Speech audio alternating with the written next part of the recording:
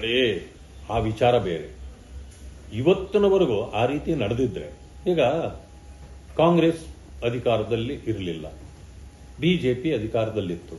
ಆ ಕಾಲದಲ್ಲಿ ಅವರ ಸಭಾಪತಿಗಳು ಕಾಂಗ್ರೆಸ್ನವರಾಗಿದ್ದರು. ನಮ್ಮದೂ ಕೂಡ ಅನೇಕ ಸಾರಿ ನಮ್ಮದು ಜಾಸ್ತಿನೇ ಇತ್ತು. ನಮ್ಮ ಸಂಖ್ಯೆ ಇತ್ತು ಅನ್ನೋ ಕಾರಣಕ್ಕೆ ನಾವು ಯಾವತ್ತಾದ್ರೂ ಅವ್ರನ್ನ ಇಳಿಸಿದ್ದೀವಾ? ಪ್ರಶ್ನೆ. ಜನತಾದಳ ಇರುವಾಗ, ಹೆಗ್ಡೆ ಅವರು ಇರುವಾಗ ಯಾರಿದ್ರು? ಅವತ್ತು ಕೂಡ ಕಾಂಗ್ರೆಸ್ನವರಿದ್ರು. ಅವರೇನಾದ್ರೂ ಇಳಿಸಿದ್ರಾ? ಇಲ್ಲ.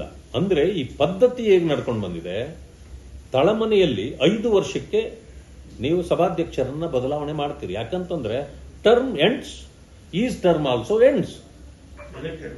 ಅದು elected body. Once dissolved, house dissolve, he should quit. ನಮ್ಮಲ್ಲಿ ಅದಿಲ್ಲ. ಇದು ಪರಂಪರಾಗತವಾಗಿ ನಡ್ಕೊಂಡು ಹೊರಡ್ತಿರೋದು. ಆದ್ರಿಂದ ಇಲ್ಲಿ ಅವ್ರ ಟರ್ಮ್ ಮುಗಿದಾಗ ಅವ್ರದ್ದು ಹೋಗುತ್ತೆ. ಹಂಗೇನಾದ್ರೂ ಆದಾಗ ನೆಕ್ಸ್ಟ್ ಎಲೆಕ್ಷನ್ ಬರ್ತದೆ, ನಿಮ್ಮ ಸಂಖ್ಯೆ ಹೆಚ್ಚಿಗಿದ್ರೆ ನೀವೇ ಕುಳಿಸ್ಕೊಳ್ಳಿ, ನಮ್ದೇನು ಅಭ್ಯಂತರ ಇಲ್ಲ. ಆದ್ರೆ ಒಂದು ಹೊಸ ಆಯಾಮವನ್ನು ಸೃಷ್ಟಿಸಿ ಅಸಂವಿಧಾನಿಕವಾಗಿ ಅಥವಾ ಪದ್ಧತಿಗೆ ವಿರುದ್ಧವಾಗಿ ಕಾಂಗ್ರೆಸ್ ನಡ್ಕೊಳ್ಳೋದು ಎಷ್ಟು ಸರಿ? ಇದೊಂದು ಕೆಟ್ಟ ಸಂಪ್ರದಾಯವನ್ನು ಸೃಷ್ಟಿ ಮಾಡಲಿಕ್ಕೆ ಕಾಂಗ್ರೆಸ್ ಹೊರಟಿದೆ. ಅಂಟಿಸಿದ ವಿಚಾರ ಅನವಶ್ಯಕ. ಅದು ಮೋದಿಜಿಯವರು ಯಾವ ತಪ್ಪು ಮಾಡಿದ್ದಕ್ಕೆ ಅವರ ವಿರುದ್ಧ ನೀವು ಅಂಟಿಸಿದ್ದೀರಿ? ಅಂದ್ರೆ ಸುಳ್ಳು ಬಿತ್ತನೆ ಕಾಂಗ್ರೆಸ್ನ ಕೆಲಸ. ನಾನ್ ಕೇಳೋದು ಸುಳ್ಳು ಬಿತ್ತನೆ ಅಲ್ಲ. ಎಲ್ಲಿ ಬರಗಾಲ ಬಂದಿದೆ ಅಲ್ಲಿ ಮೋಡ ಬಿತ್ತನೆ ಮಾಡ್ರಿ.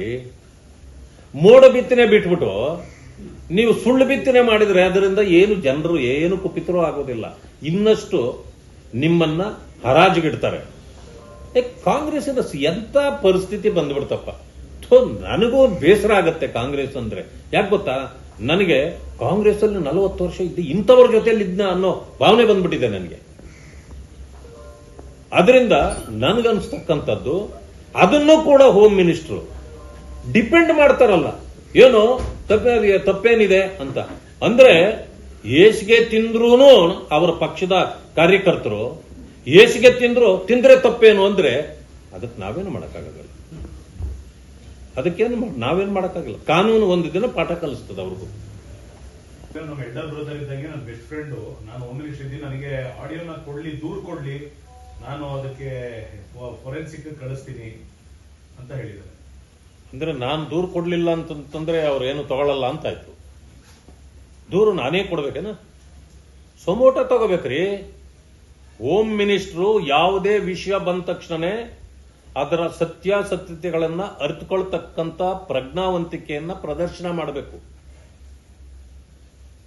ನಾವು ನಮ್ಮ ಗಮನಕ್ಕೆ ಬಂದಿದ್ದನ್ನ ಸರ್ಕಾರದ ಗಮನ ಸೆಳೆಯುವ ಕೆಲಸವನ್ನ ಮೀಡಿಯಾ ಮೂಲಕ ಮಾಡ್ತೇವೆ, ಇಲ್ಲ ಏನೋ ಒಂದು ಮಾಡ್ತೇವೆ.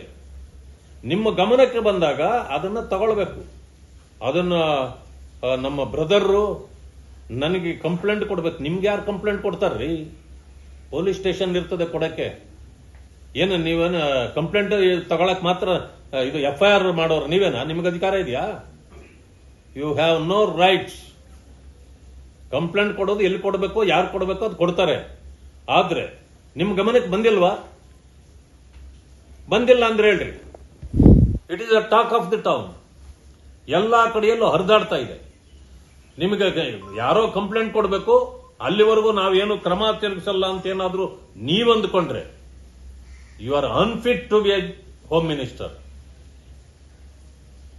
You are unfit to be a home minister. ಮೊದಲು ಏನು ಬರ್ತದ ಗಮನಕ್ಕೆ ತಕ್ಷಣ ಅದನ್ನು ಪರಿಶೀಲನೆ ಮಾಡಿ ಕಾರ್ಯೋನ್ಮುಖರಾದ್ರೆ I will accept you as a brother. Otherwise, I don't want a brother like you.